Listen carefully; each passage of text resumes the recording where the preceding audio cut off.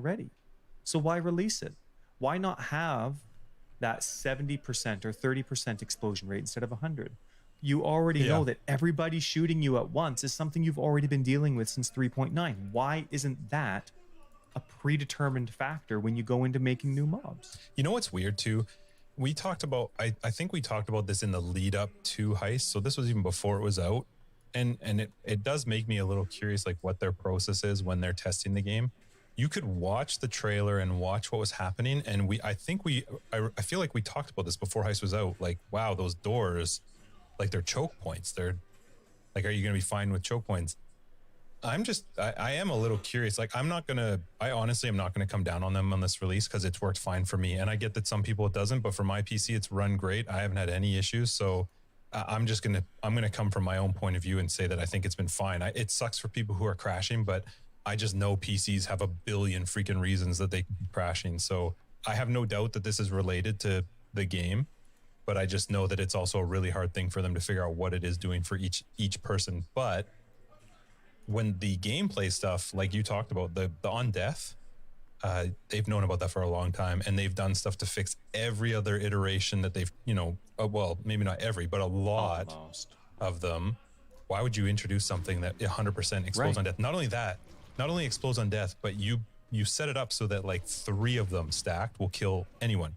Like I have an effective health pool of like maybe 9,000, and I was instantly deleted.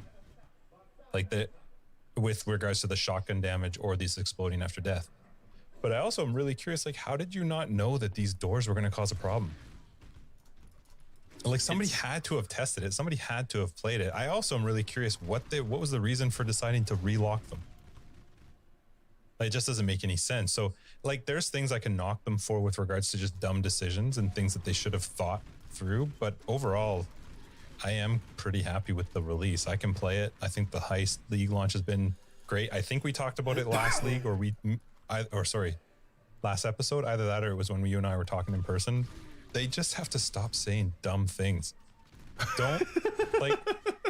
Don't tell us about 3.12 during the 3.11 release. Don't hype up 3.12 if you don't know damn sure it's going to be amazing. That's a problem number one. And then when the league releases, read over your message before you send out a thing saying like, hey, we've had a fantastic league launch. This has been a great league launch. Like, people aren't happy that there's been a struggle for people to play the game. I was really careful to try not naming names in our episode because I talked to you a little bit about it and the stuff that was pissing me off, but I have to stay off like Twitter and Reddit and stuff when league launches come out, because they just make me, I told you I had to like physically and emotionally have a conversation with myself to not tweet, because I just thought some of the people who have a relatively good following and being super very negative, prominent standings, yes, and being overly negative to, unfortunately, what tends to be a fan base that just herd of sheep sort of follow along with the, if they want to be negative, they're all going to go this way.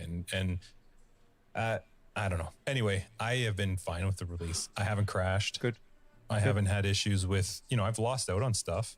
And I was talking to Ethan about it today. There have been heists that I've gone through and I just look at my screen afterwards. I'm like, damn, look at all the stuff I just lost. And I like that. You and I both like that. If it's because of me, 100%.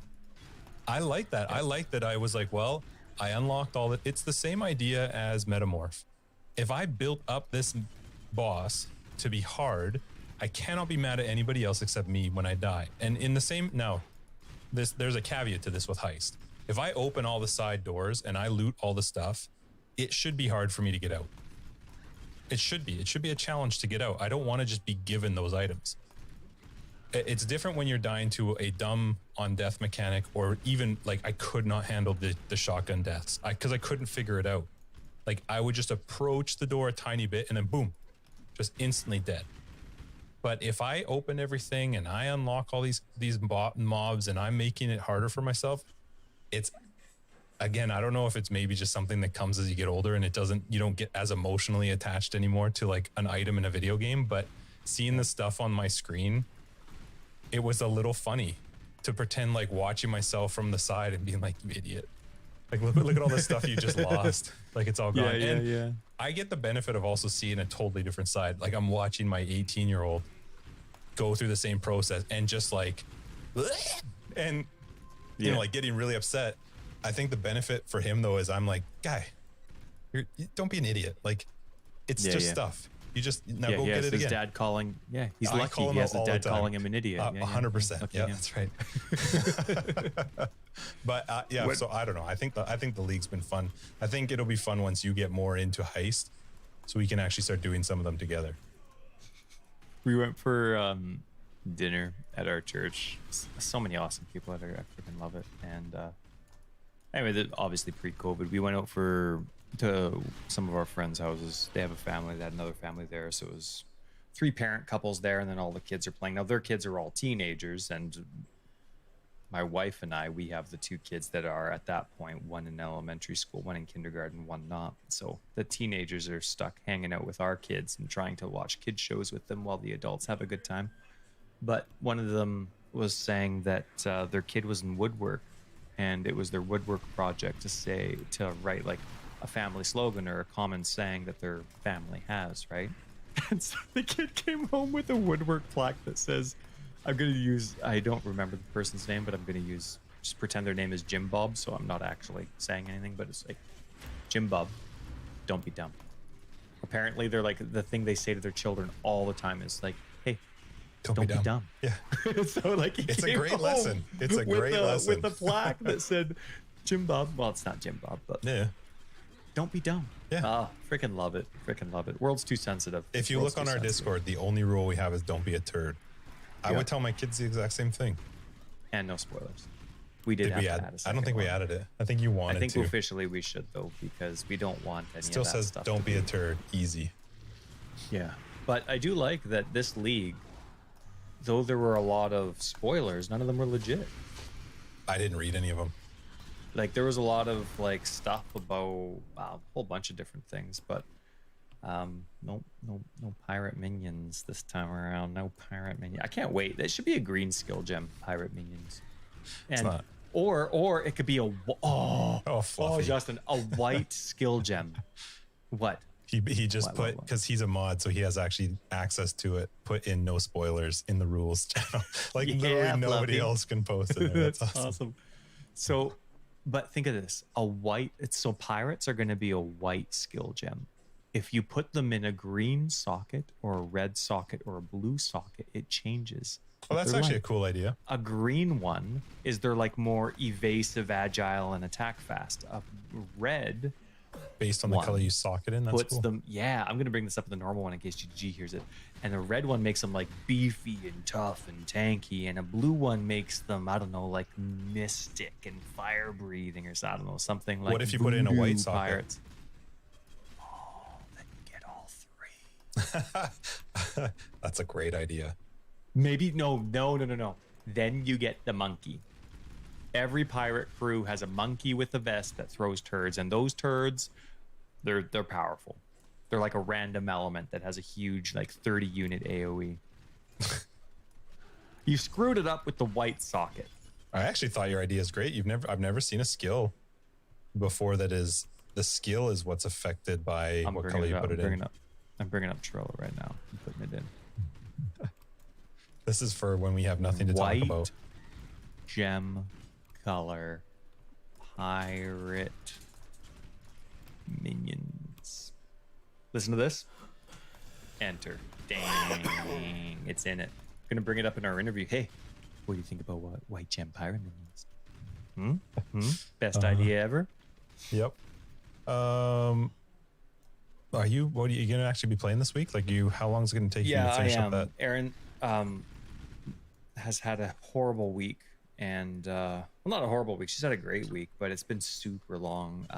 COVID always means that people are sick, so you're doing tons of extra hours. She's had she had a 16-hour day yesterday, huge day today, and so only 2 days off. She's supposed to have 3 with the amount of hours that she works each day.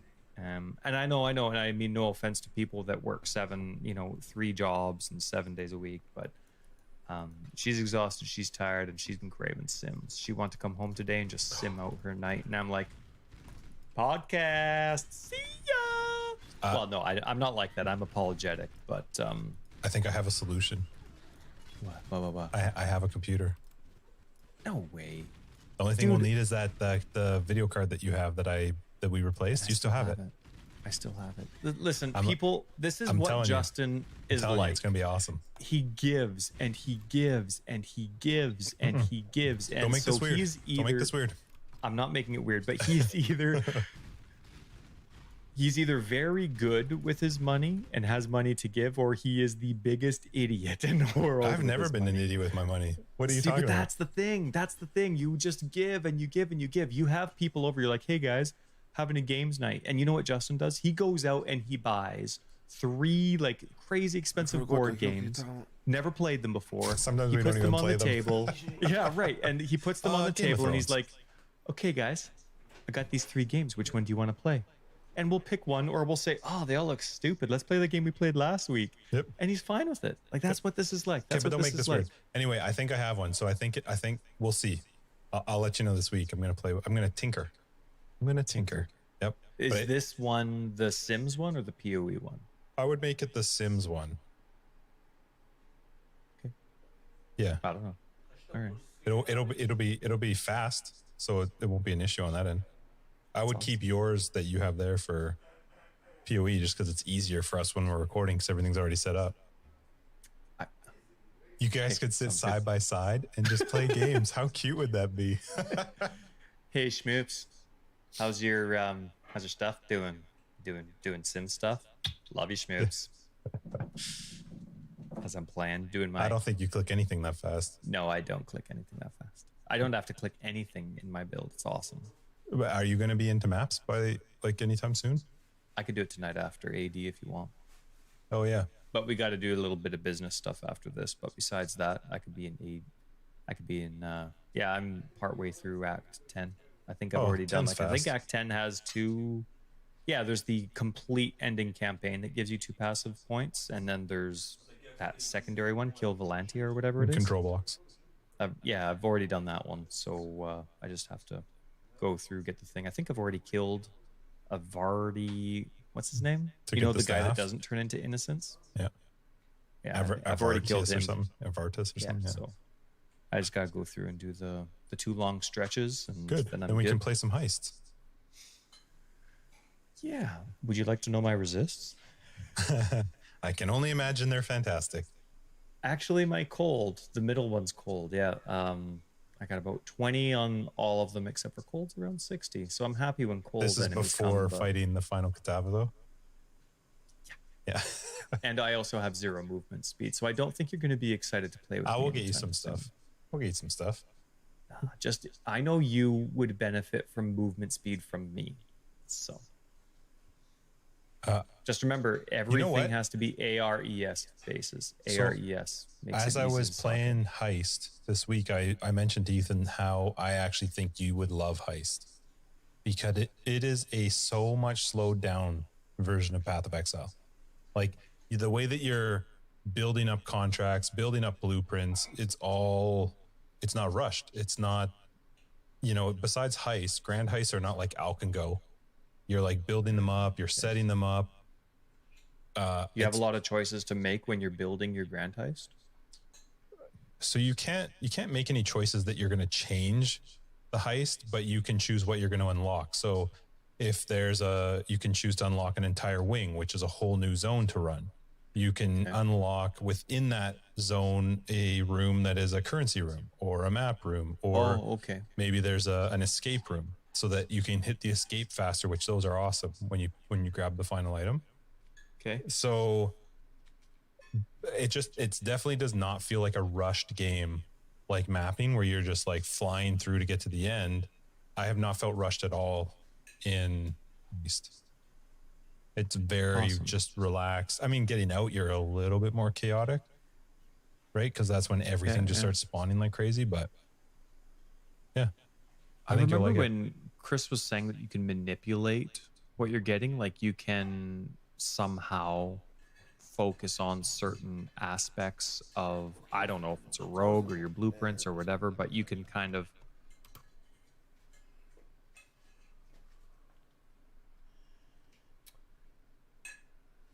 How to turn back?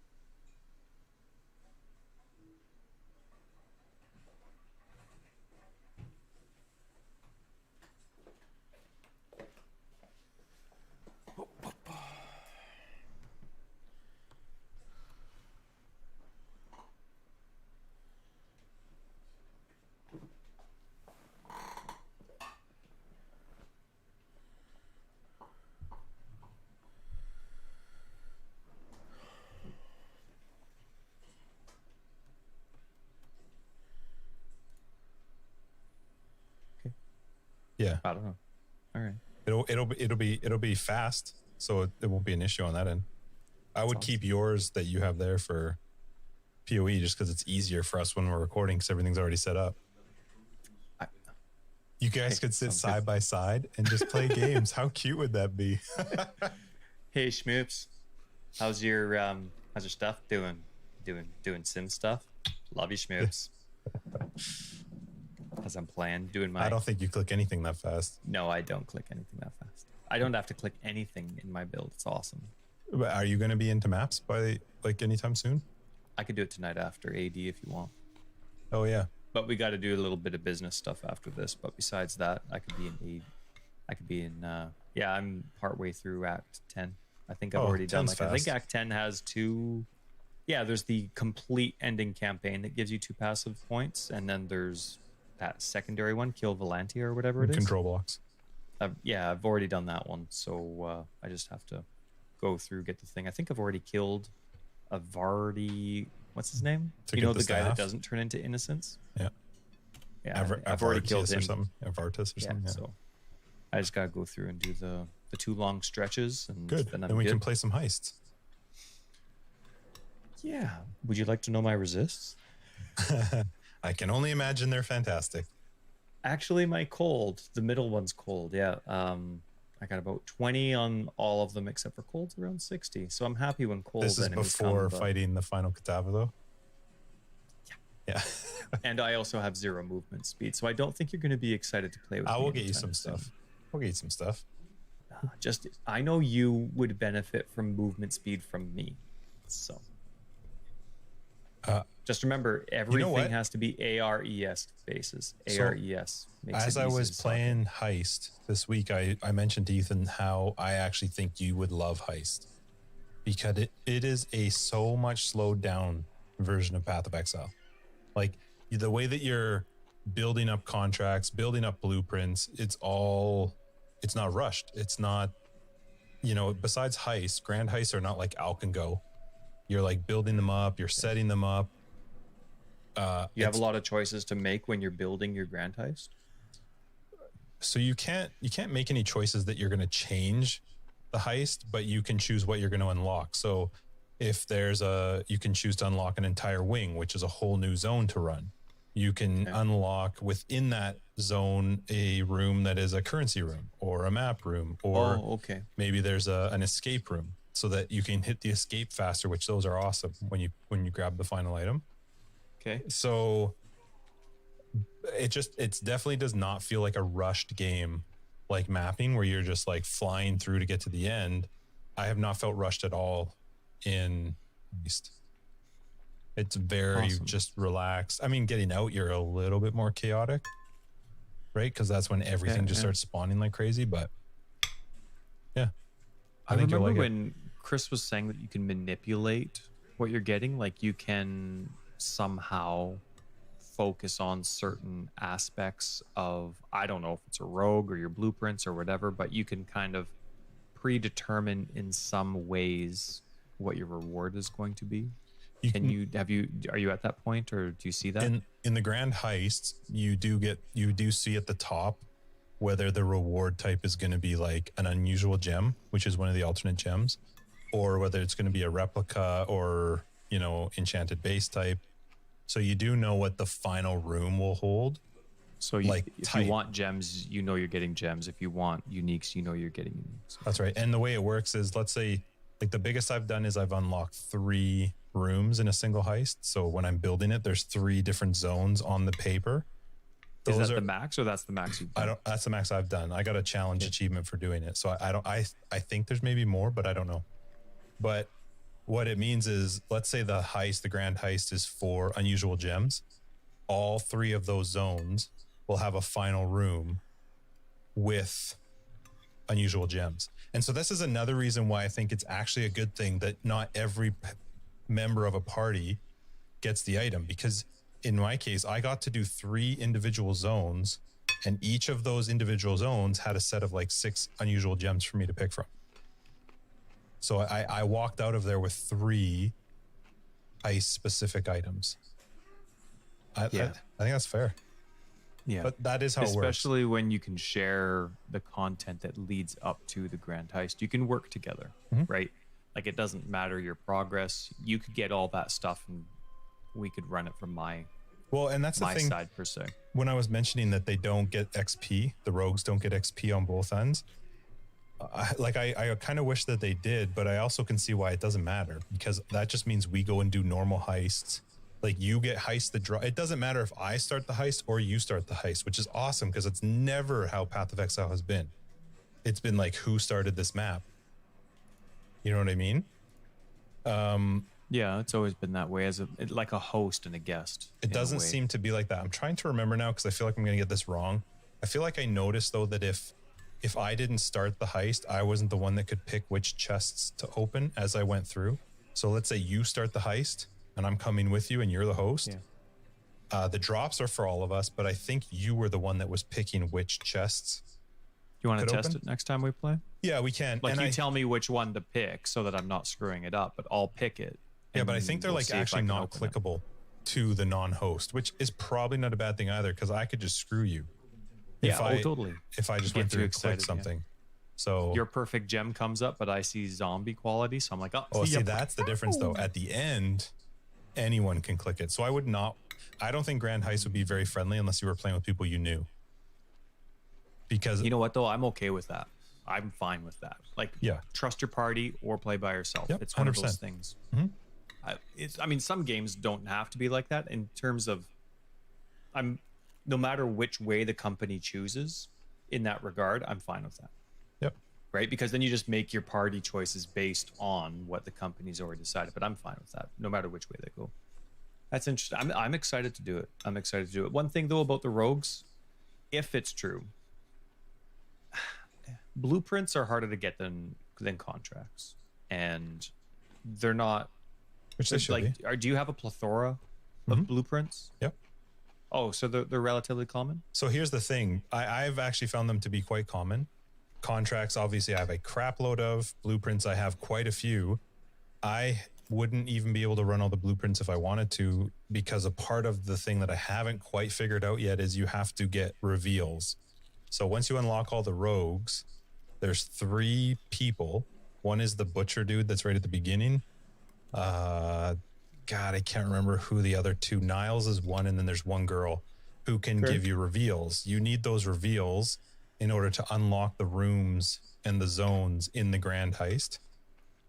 And I don't know what refreshes those reveals. Once you use one, their number goes down, and if they're at 0, you just don't have. What's a reveal? Is it an item that drops? No, I don't know what it is that triggers them. So you getting don't know a reveal. How you earn them.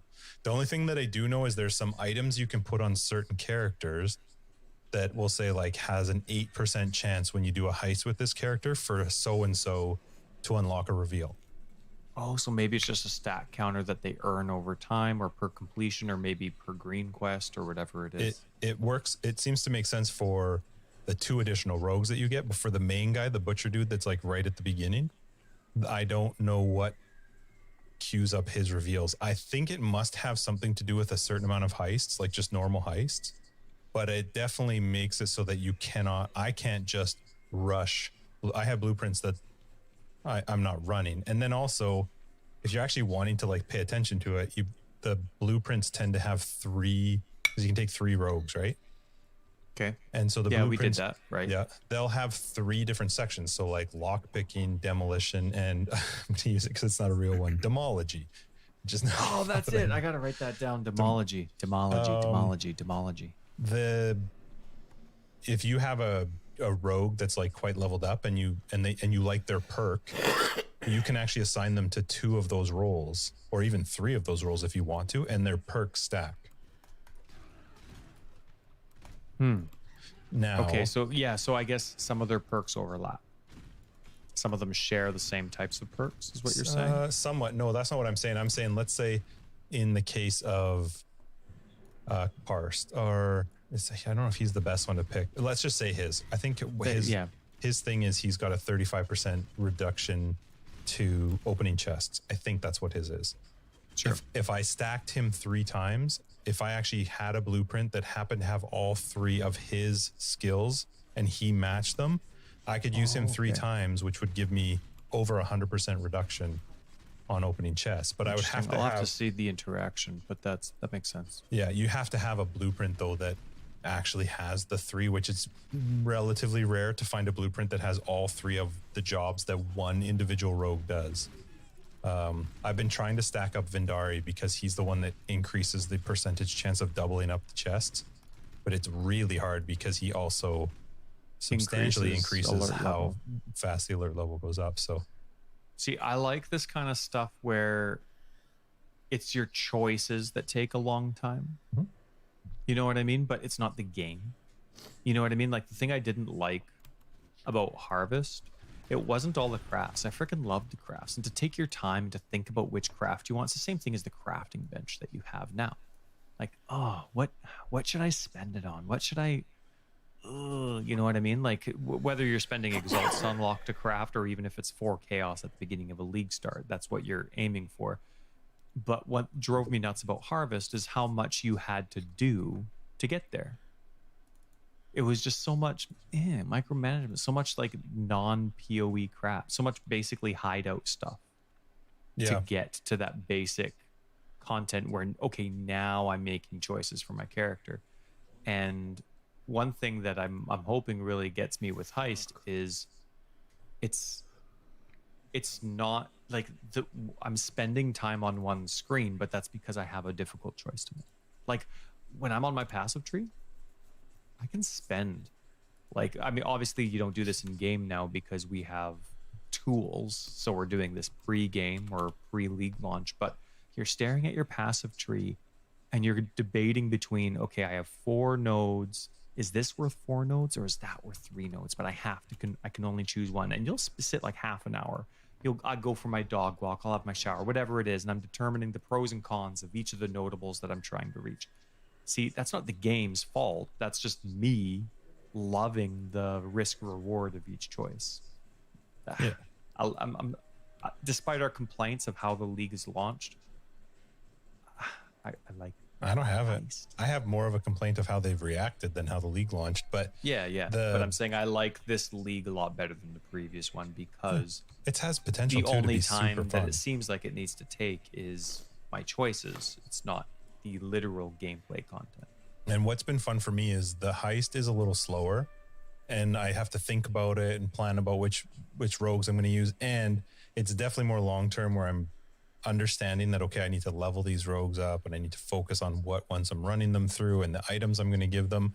And then when I am not feeling it, I just go and jump into maps and go fly through some maps for a bit. Perfect. It's actually, to me, it's a good balance. And it made me super irritated. I think it was just today where people were like, well, but XP is not high enough in heist. I was like, God, just shut up. Exactly. Like, enough is enough. What do you, I was saying to Ethan today when I was dropping off at work, I'm like, I feel like what people want is let me walk into a zone. I would like to just walk through the zone and click all the chests and pick up the loot. And then I would like to walk out, but I would like to have received XP for clicking the chests. So every time I click a chest, I want XP. And then don't you dare make it hard for me to get out, because I don't want to lose those items. I picked them up. Like, that's not a game. That's not fun. Well, it's not Path of Exile. True. It's not even Mario, man. That's easier than Mario. Yeah, so I don't think I've ever passed Mario. I think my favorite thing, I think I maybe mentioned it in the episode, but my favorite thing so far of all the stuff is that they have almost not at all. There was 1 or 2 that were necessary that were a little bit. They have not nerfed the damage in Heist. And Heist is noticeably... enemies they have, but yes, there were 2 that needed still to difficult. There was a shield charge guy that could just, it was like, I don't know, he just had a magic shield and you just instantly, you were destroyed. But Heist is noticeably more difficult. It's very weird to go into like a tier 8 or 9 map and crush it, fly through it. And then you go into like a 72 level Heist and you're like, good God, what? Yeah, who are these people? What, tier 4 or 5, yeah. I haven't even gotten into, there's a level 83, I think it's the top level, a level 83 Heist. I haven't even had those drops. I'm guessing they drop in red maps and I'm not to red maps yet. I'm very much looking forward to it.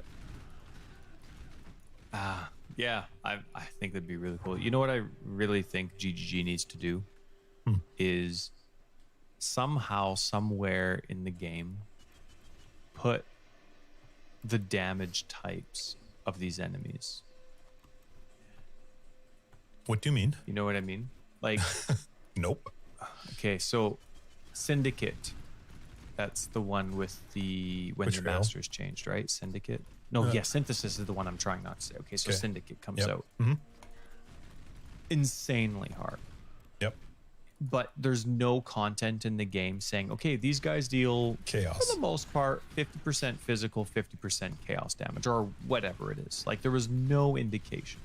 Now, you and I like that there's things that are unrevealed about the game and the community has to discover it. I like that about div cards, about unique items, about this and that. But about your enemies, to me, I think that there should be something about that in the game, a glossary, something like that, like an almanac, I don't know, that says, hey, this is how you can prepare yourself against these enemies that you have no clue anything about. Even if it didn't unlock, like a lot of other games, for example, look at very simple games. They have these types of almanacs only that unlock as you meet certain enemies or certain bad guys. Now, they're very simple games, right? But as you encounter these enemies or their levels, they give you an expanded almanac, an encyclopedia per se, that says, okay, now that you've seen these enemies, this is what these enemies have. Excluding, of course, in this game, the rares or other elements that could impact them. These are their basic stats. I really wish PoE would have that, because let's say, for example, these